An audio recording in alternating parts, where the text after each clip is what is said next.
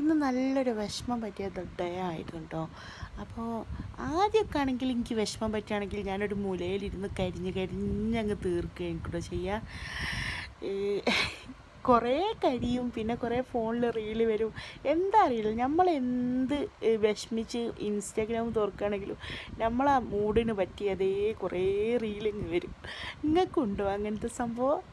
ഉണ്ടെങ്കിൽ ഒന്ന് കമൻറ്റ് ചെയ്യട്ടോ.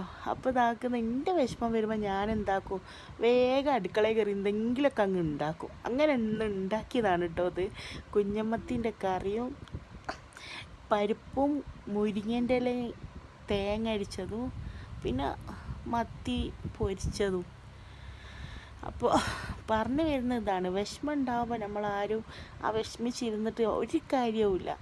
എണീച്ച് നമ്മളതേതായ വർക്ക് ചെയ്യുക, നമ്മൾ മുന്നോട്ട് പോവുക, നമ്മൾ തന്നെ അത് ഓവർകം ചെയ്യുക, അത്രയേ ഉള്ളൂ.